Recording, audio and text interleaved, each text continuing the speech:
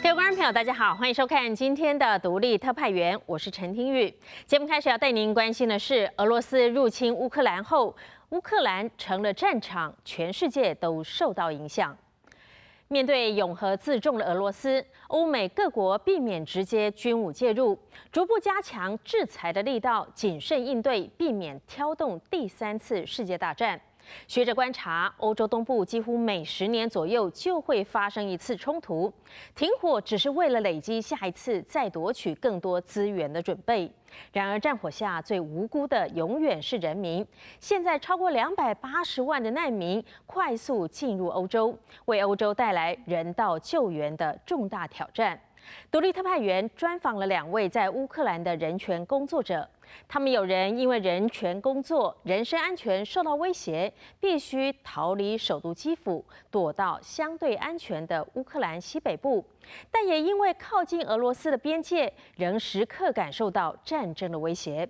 有人则选择留在基辅，投入医疗团队，希望自己能够为国家、为人民尽份心力。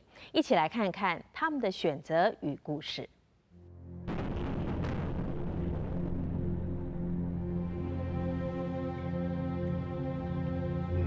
俄罗斯入侵乌克兰，普廷为何而战？到底这件事情是北约步步进逼，让俄国感到威胁，还是俄国没事去干扰、打扰乌克兰的主权？国际制裁力道，欧美强权步步斟酌。Der Krieg ist eine Katastrophe für die Ukraine, aber der Krieg wird sich auch als Katastrophe für Russland erweisen. 200多万难民涌入欧洲，乌克兰人的抉择。We show our resistance. It's very powerful resistance. Many people who go abroad, like who evacuated abroad, they kept supporting us. People who stays with humanitarian aid, for example, and the people who stays, every person did something to win this war.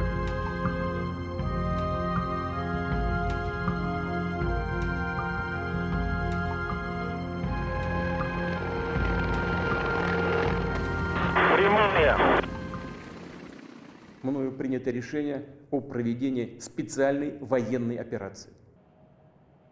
Ее цель – защита людей, которые на протяжении 8 лет подвергаются издевательствам, геноциду со стороны киевского режима. Кто бы ни пытался помешать нам, а тем более создать угрозы для нашей страны, для нашего народа, должны знать, что ответ России будет незамедлительным и приведет вас к таким последствиям, с которыми вы в своей истории еще никогда не сталкивались.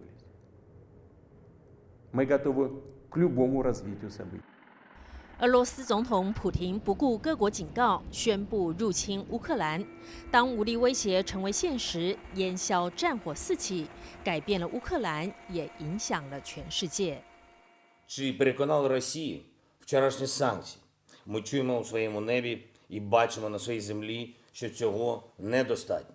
Чужі війська все ще намагаються активізуватись на нашій території. Лишаюсь в столиці. Моя родина також в Україні. Мої діти також в Україні. За наявною у нас інформацією, ворог позначив мене як ціль номер 1. Мою родину як ціль номер 2. Вони хочуть знищити Україну політично, знищивши главу держави. 乌克兰总统杰林斯基第一时间要求欧美盟友的支持，也以行动证明自己捍卫国家主权的决心。不过，当俄乌开战，国际应对相对谨慎保守，有对俄罗斯永和自重的忌惮，也有政治利益的精打细算。因为北约已经推展到这个地方来了，所以对那一些其他的国家，特别是中西欧的国家里面，核心的安全利益基本上被保障了啦。那现在最感到威胁的，通通都是第一线的国家，所以对于中西欧还有对于美国人来讲，它的核心利益已经被保护了。乌克兰不是它的核心利益，乌克兰是俄国的核心利益。俄罗斯作为全球第一大的核子国家，至少我们用核子弹的数目来看的话，你今天要去介入这场战争，你就等于说你要预备好，当这个战争一直去 escalate， 一直去增温的时候，它可能真的会变成第3次世界大战。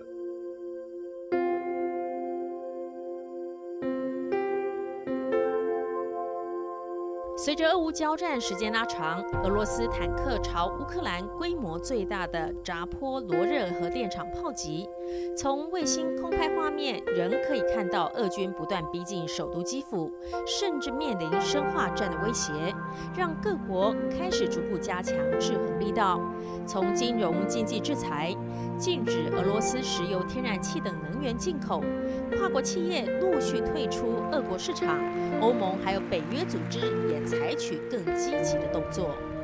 Later today, together with other NATO allies in the G7, Canada, France, Germany, Italy, Japan, the United Kingdom, as well as the European Union, we're going to jointly announce several new steps to squeeze Putin and hold him even more accountable for his aggression against Ukraine. And I want to speak to a few of those points today. First, each of our nations is going to take steps to deny most favored nation status to Russia. 刚结束了欧盟非正式峰会，也让27国领袖在巴黎郊区凡尔赛宫聚首，聚焦俄乌战争的因应对策。虽然有国家反对让乌克兰现在快速加入欧盟，以免引发骨牌效应，不过草拟的峰会宣言将乌克兰称作欧洲家庭的一份子，也形同拿到未来加入欧盟的半张入场券。First of all, it was the Netherlands who was one of the first countries coming out with military support. One of the first countries pleading for a strong sanctions package. So let there be no doubt about the fact that the Netherlands and Ukraine stand shoulder to shoulder. But there is no such thing as a fast tracking of accession. It doesn't exist. 其实你说加入北约到底是最大的目的，还是加入欧盟才是最大的目的？其实加入欧盟对他们来讲更为的重要，因为欧盟可以直接让乌克兰改善他所有的经济民生，所以他没有办法加入北约，但他可以加入欧盟啊。加入北约及欧盟向来是乌克兰的2大诉求，甚至将之入宪，也是俄罗斯总是感觉芒刺在背的主因。为了迎来和平，乌克兰总统杰连斯基对加入北约组织松口，希望能够透过谈判结束战争。学者认为，双方要停火撤军，各国的斡旋调停，还有俄乌彼此端出的条件能否达成共识才是关键。北约的东扩不断的向东边的扩张，就等于西方势力不断的鲸吞蚕食。这个对俄国来说，对俄国来讲，我呢只好用领土的补偿。就你把我的政权拿走了，但是我在你这些我感兴趣的地方，我把它分割过来，这是一种补偿的做法。除了两军真实对战，谈判桌上的算计较量，俄乌战争也呈现了新的战争形态。双方的网络资讯战早已开打。俄罗斯一方面对内封锁社群媒体，希望透过官媒赢得国内民众的支持与正当性；对外则以大量的假讯息制造战情的认知混淆。乌克兰的资讯战策略则是透过总统杰连斯基领军的社群媒体，以小博大进行非典型的政治宣传。一方面激励国内民众保卫家园的士气，同时也对国际社会施压，甚至挑起俄罗斯民众的反战示威。俄乌战场从真实领土扩大到网络虚拟空间。这个东西因为跟认知作战相关，所以这个东西变成跟国安会非常的这个相关。AI 的技术，我去看说一个文章它到底这个什么时候出现，那这个从哪里来，然后各种角度不同的这个方式去做一些分析，那这样会更加的精准。战火下，无辜民众永远是最大的受害者。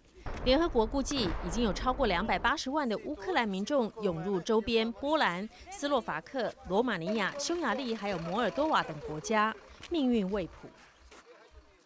We wait for about 3 days to get to the Polish border from Kiev, and it's about 8 hours drive. So we were 3 days. It was impossible. Roads totally packed. We were just driving and crying because seeing how people desperate. 2 million people are evacuated, and that's good because our children don't have to see and they shouldn't see what is going on here, and they shouldn't afraid these rocket missiles and the Syrians and destroyed houses. 在基辅人权组织工作的里米亚大学念护理，却因为战争开始才成了护士。他决定留在基辅加入医疗团队。独立特派员访问他时，他刚脱下防弹背心，准备利用10分钟时间快速吃饭。每天，他和伙伴开着这台装满药物和粮食的小车，横跨几百公里，照顾伤患和独居的老人。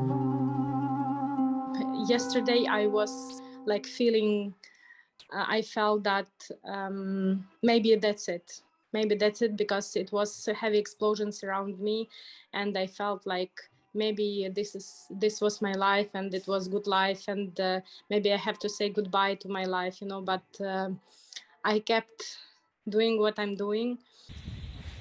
死里逃生没有减缓里米亚的脚步，在战火中继续以实际行动传递人道讯息。I'm not going anywhere, and like I feel that it's right to decide like this. It's right to decide so because if everyone will go, who will stay? Who will help? Who will support? Who will hug those who are defending us?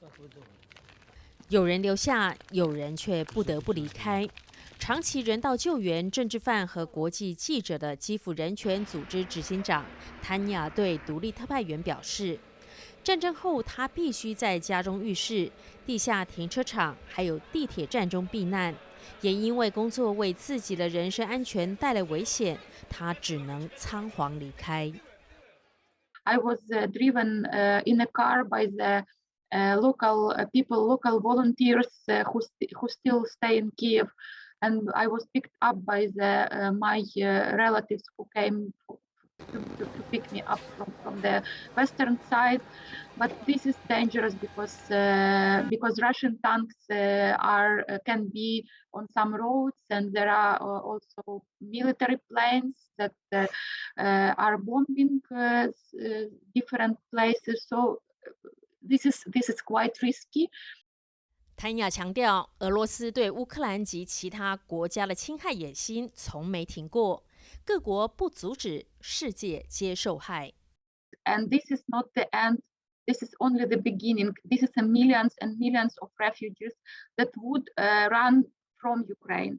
And now the only decision is to stop Putin, because if it's not done, this would be the greatest challenge for the whole Europe, for the whole democratic countries, having such huge number of refugees.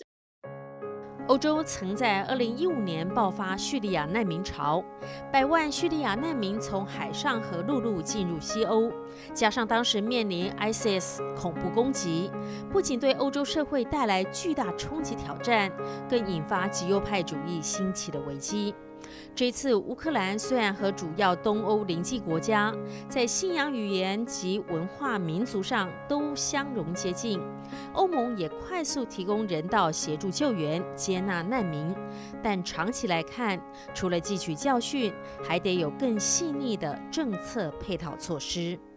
叙利亚难民到了德国，到了这些西欧国家的时候，就造成了很大一个程度这个新纳粹主义或者是所谓的极右派主义的兴起，因为他会觉得这些人什么事也不干，然后甚至会造成犯罪，同时间他们还是用我们的税金去供养他们，他们不愿意接受这件事情。但是反过来谈嘛，如果他今天是缴税的人，如果他今天在劳工市场方面是有贡献的人，你就某种程度可以大幅度去防备这样的一个新纳粹主义的论述出现。又快又短又急啊，大量的人通通都过来，还有没有难民潮会引导出什么样我们现在所看不到的可能的后果？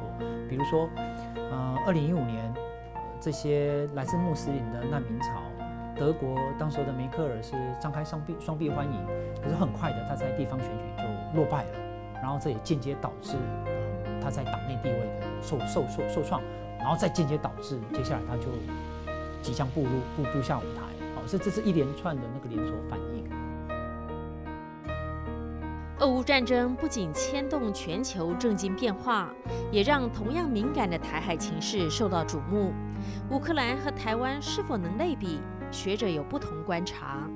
台湾不仅是地缘战略上面第一岛链最重要的国家之一，它随着半导体这些晶圆的产业的兴起，它变成一个非常非常重要的。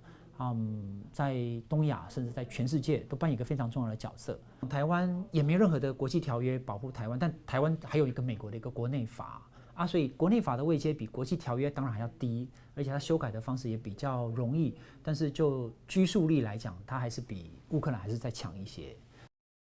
乌克兰某种程度给了台湾的一个很好的 lesson， 就是今天如果我们是愿意要保护自己的国家，如果我们在不管是在军事上面，不管是在所谓的民心士气上面，都有一个很强烈的态度。这个态度是可以嚇阻中国的话，那其实对于中国来讲，他就必须要三思而后行。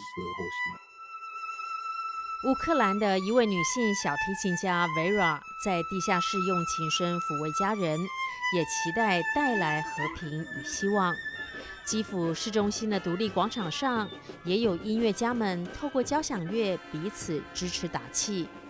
而持续奔波支援医疗物资的林米亚在社群网站上抛出了初春刚要盛开的花朵，期待和平的春天能真正到来。It's very important for us that Taiwan is also with us, and it's very important that you are supporting us and you understand our issue. What I'm bringing into this war is a humanity. What I'm trying to prove people that even inside of the war could be humanity, and humanity will save this, will win in this war.